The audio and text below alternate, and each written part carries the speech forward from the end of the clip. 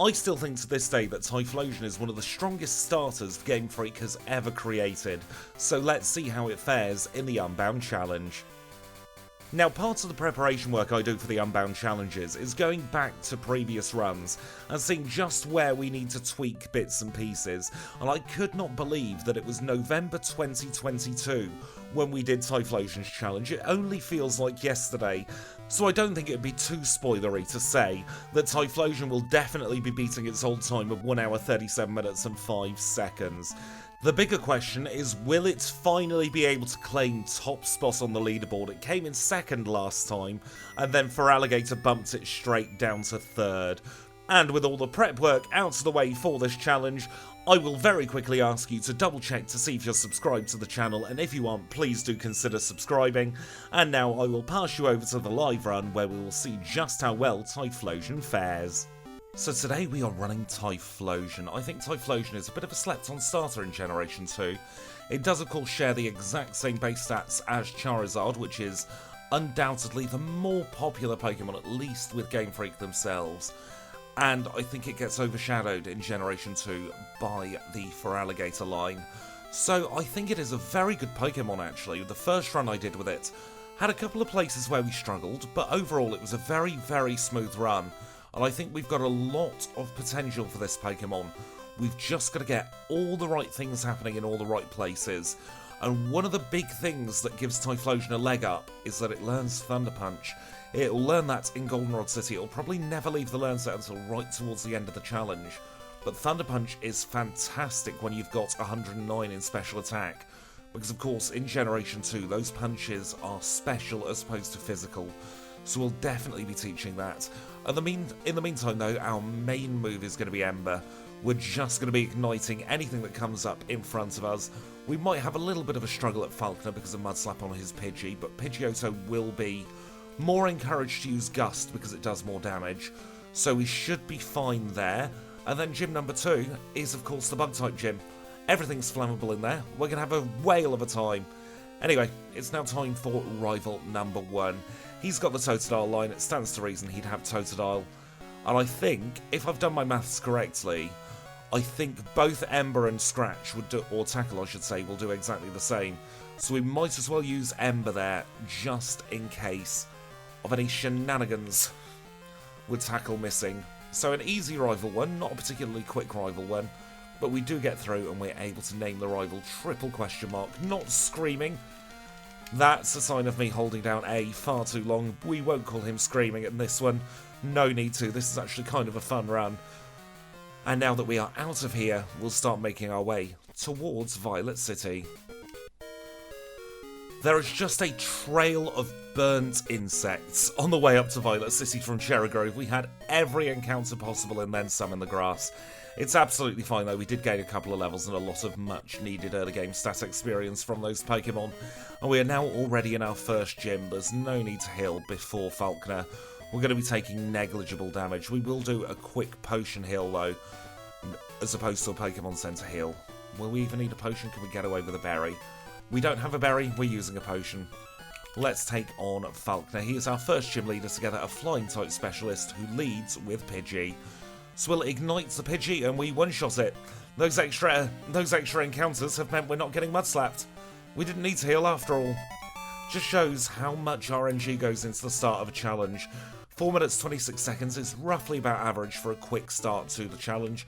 So now we can leave here and we can start making our way towards Route 33 where we're going to catch our first HM friend. And here we are on Route 33. We are pausing the timer and we are catching ourselves Kenya rather, Spearow. And it's a big thank you to FoodTubes. Thank you for your very, very lovely comments in the recent videos as well, FoodTubes. It really is appreciated.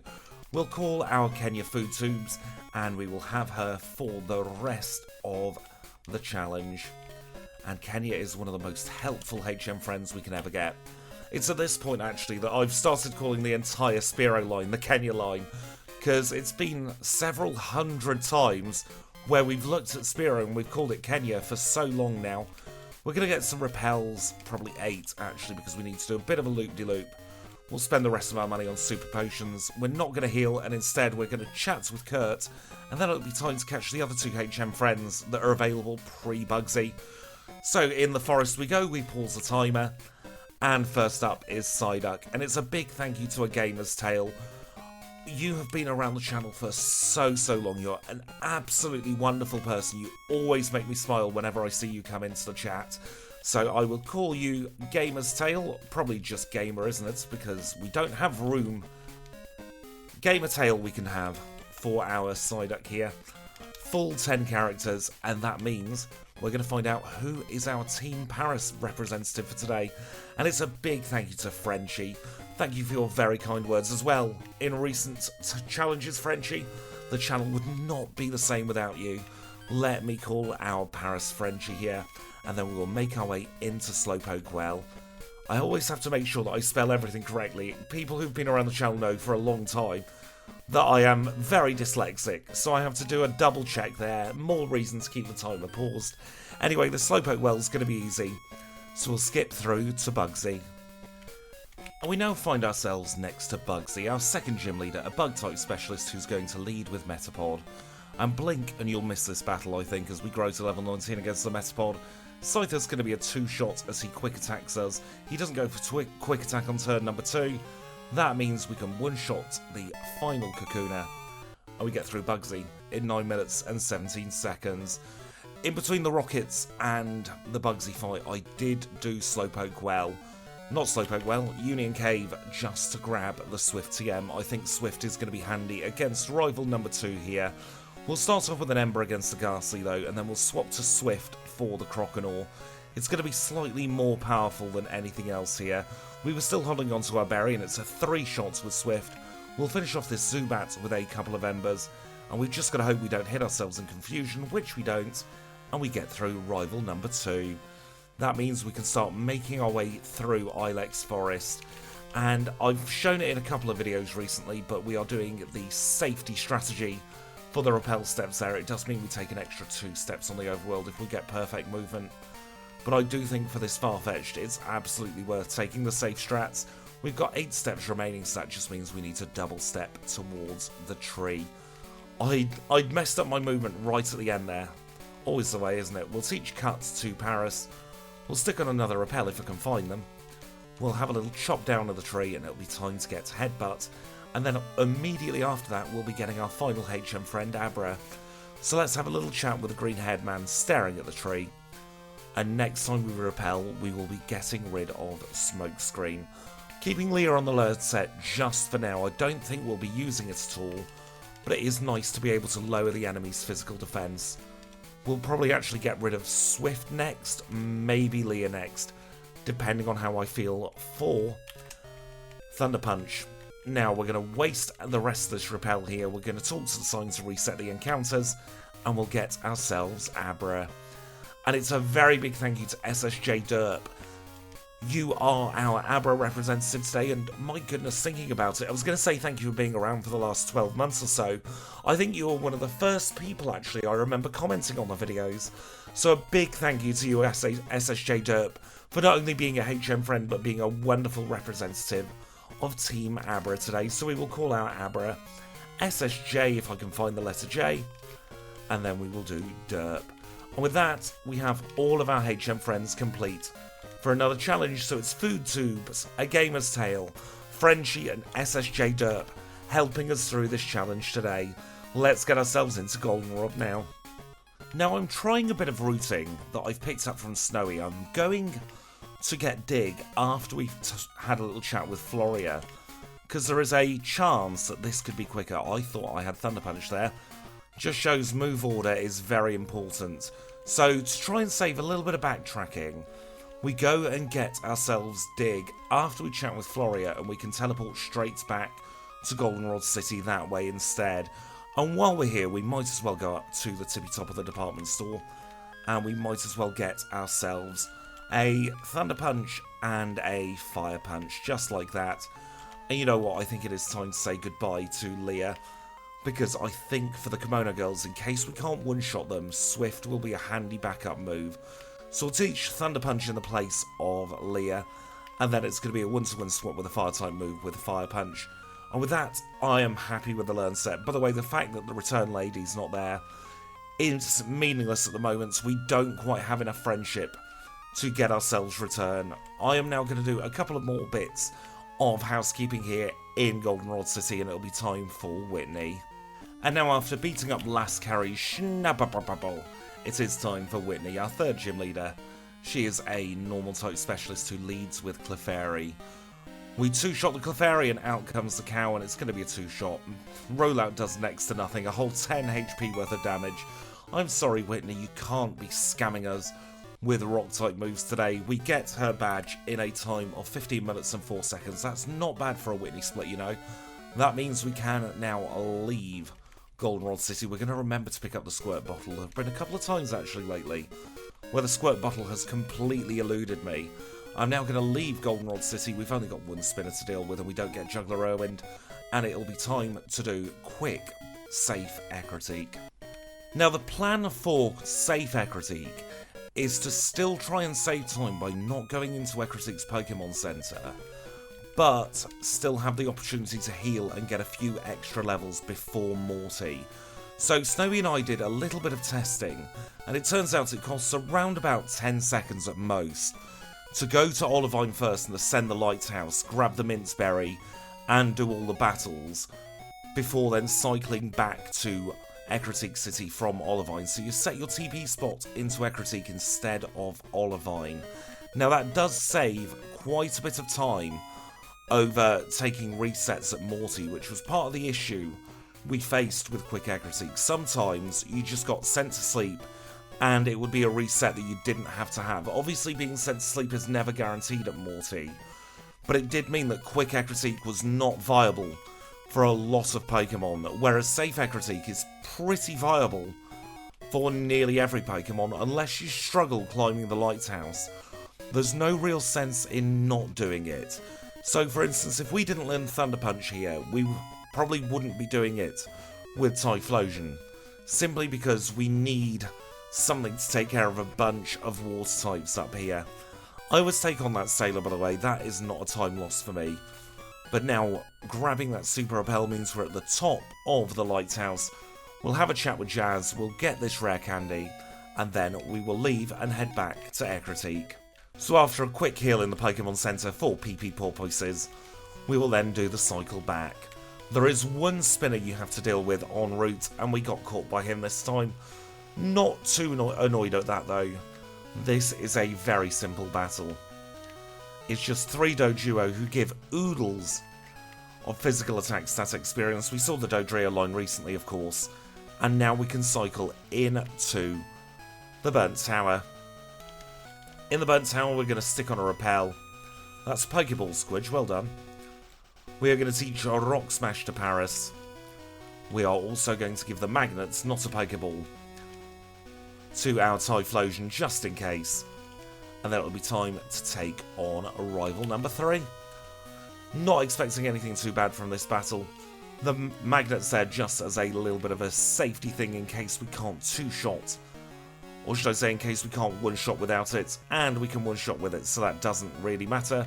We'll Thunder Punch this Zubat, and then we will Fire Punch the Magnemite. Very, very nice. We'll fall through the floor now.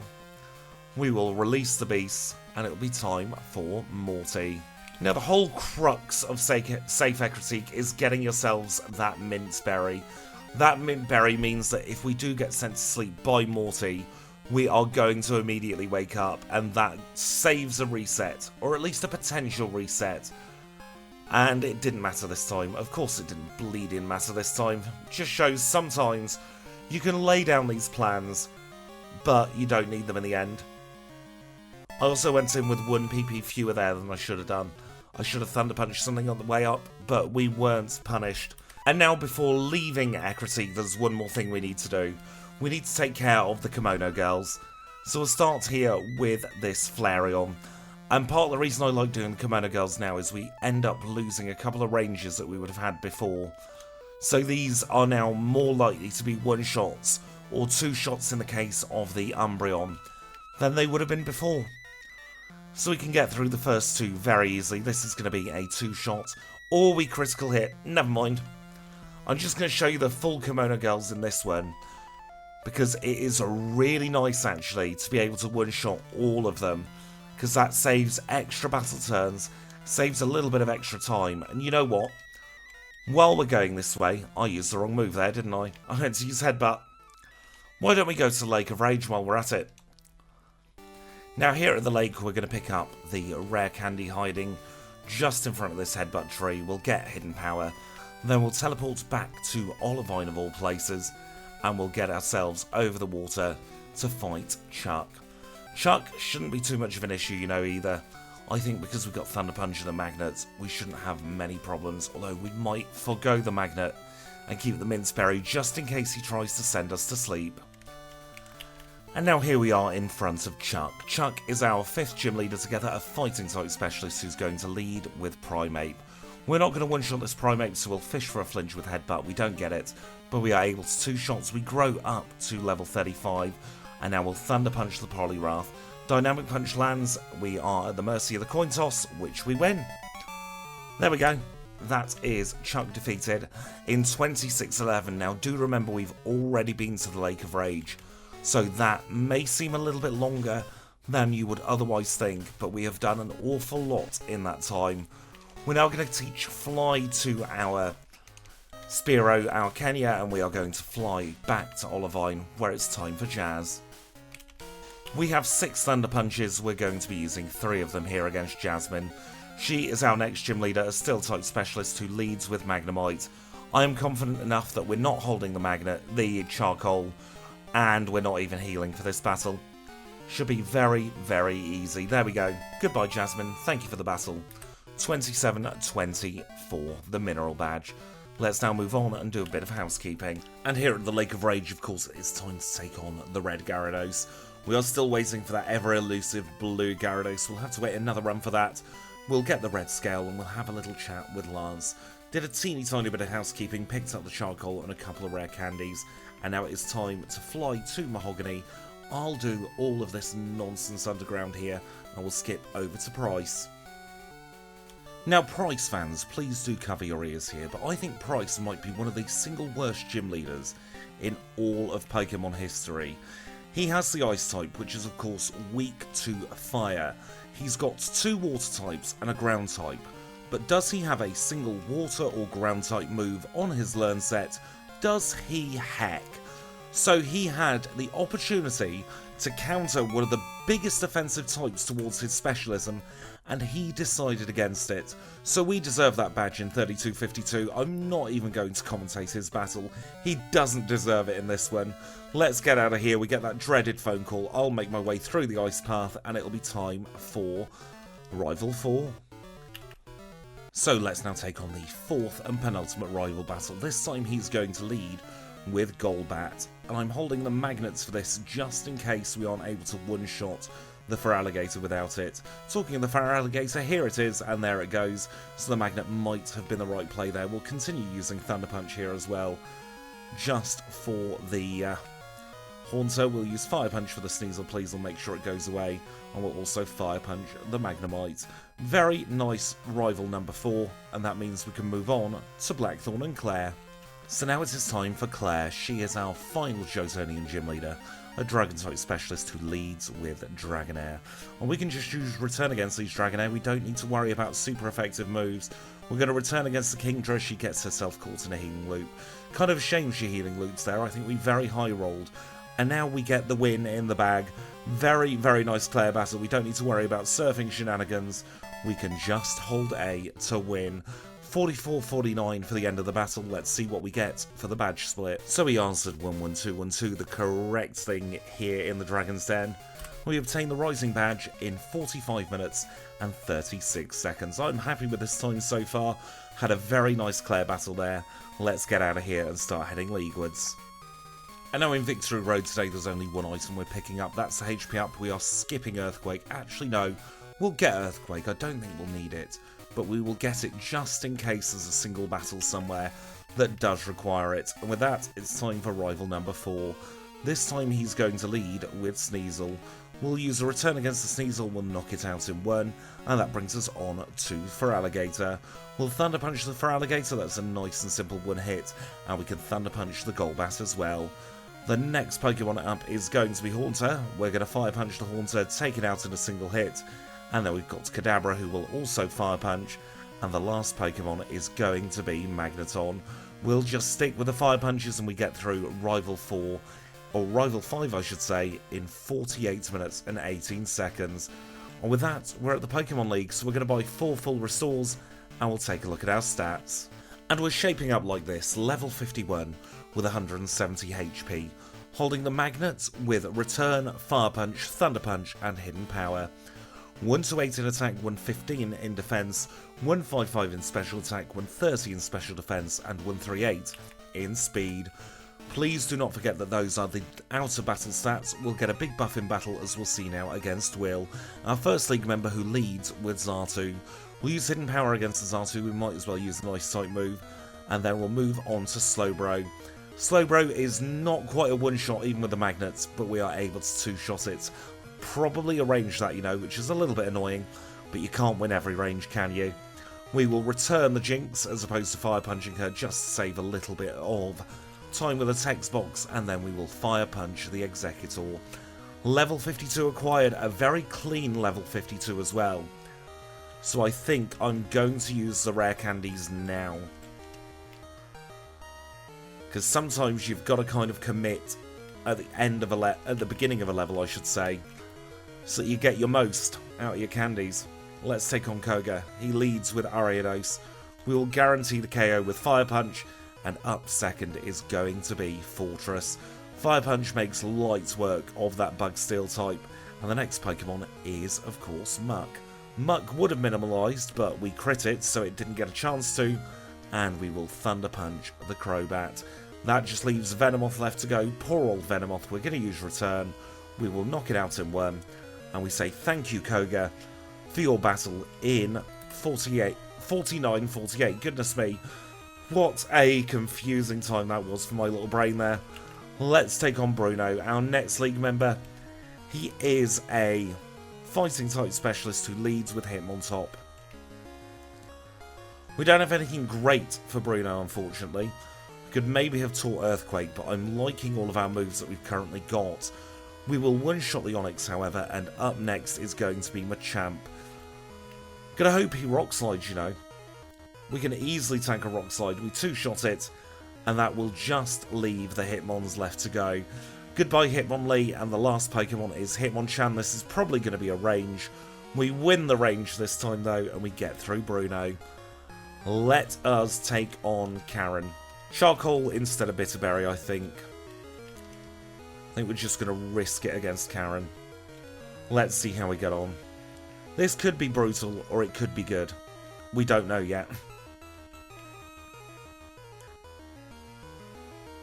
That's a very good start. We burn and Sand Attack fails. We will now one-shot the Gengar, and I think, you know, we've got this battle in the bag. That was such a good start to the Karen fight. Even the Spadef drop there is going to be absolutely meaningless, because she'll Healing Loop. And then we've got Vileplume, we've got Fire Punch, we know what happens, we win. First, try Karen.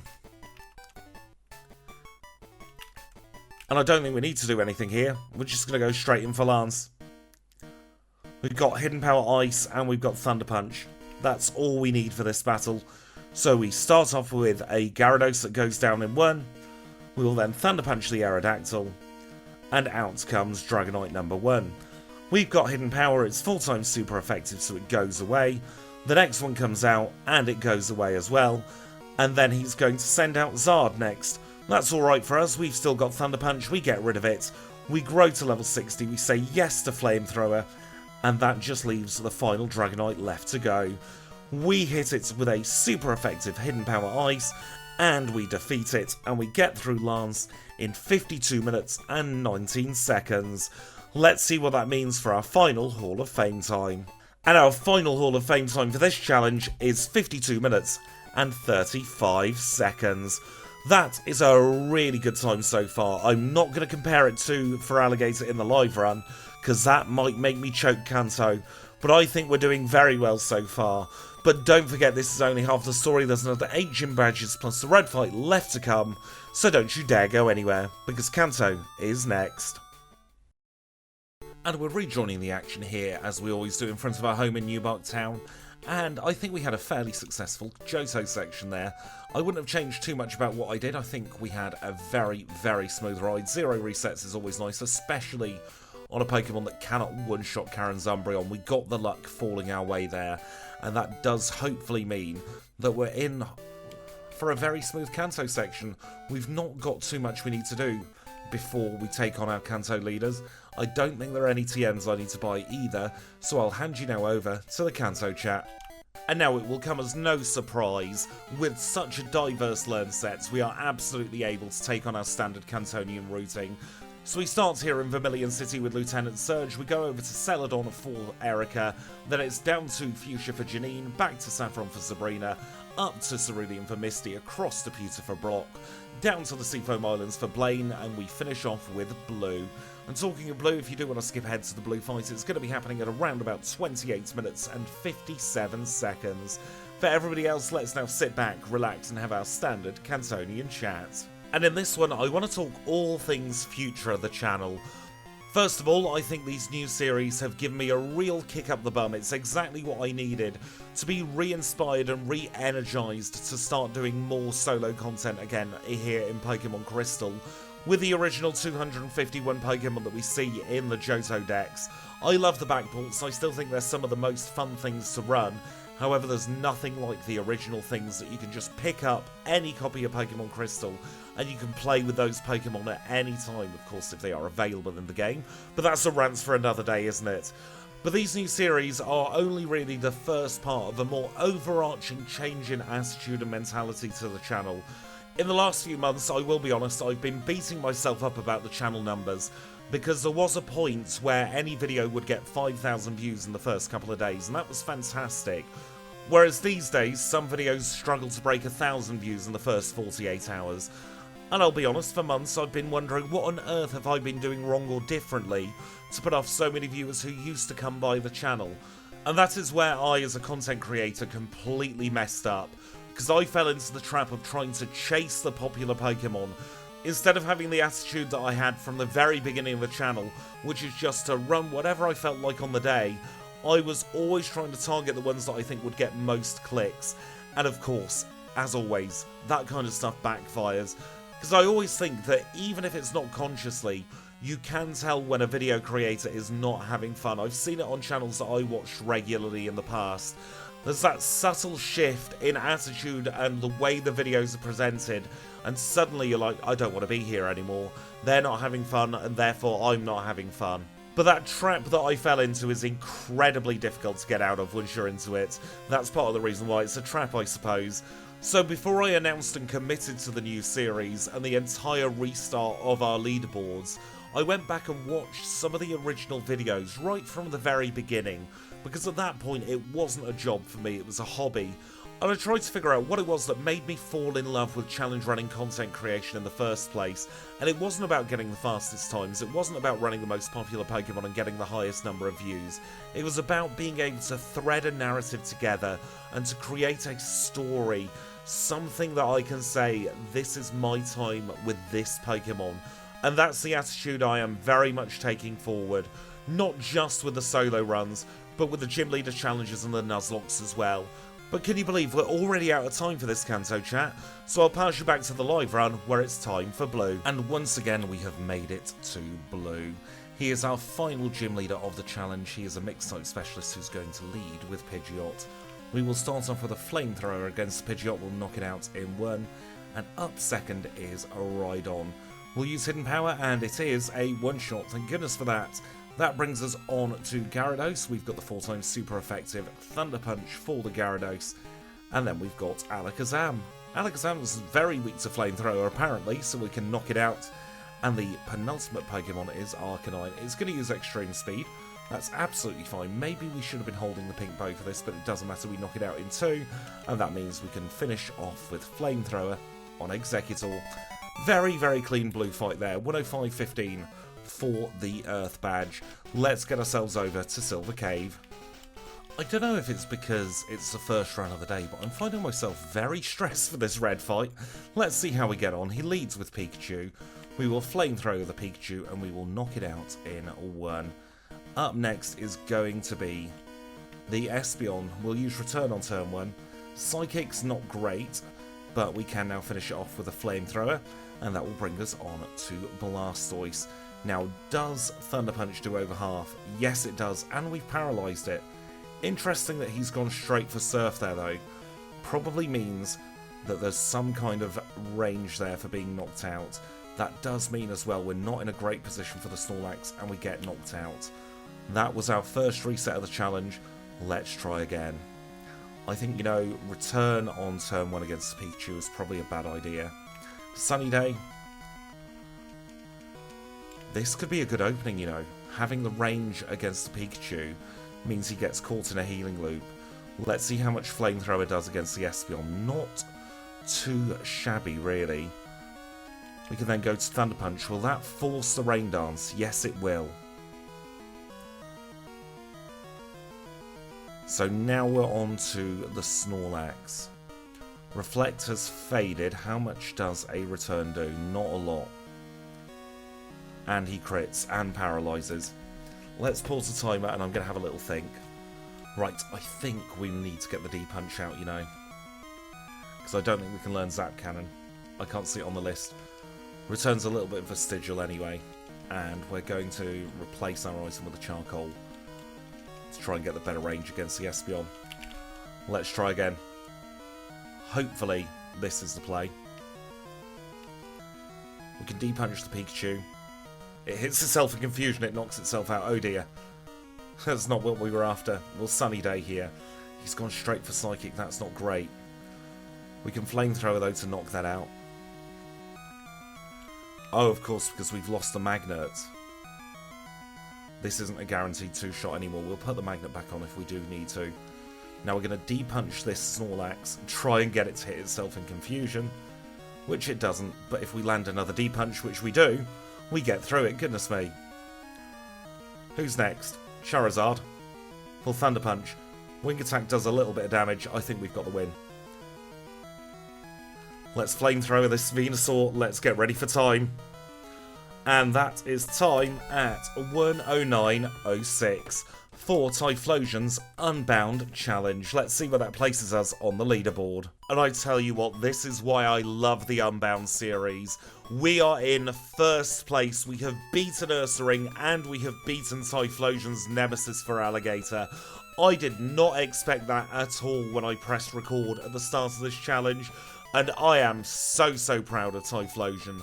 And I think we should all give it a good round of applause, because goodness me, it deserves that top spot. But with that, we are done. So I'm going to say thank you all so much for watching, and I'll catch you in the next one, where it's going to be Meganium's Egg Moo Challenge.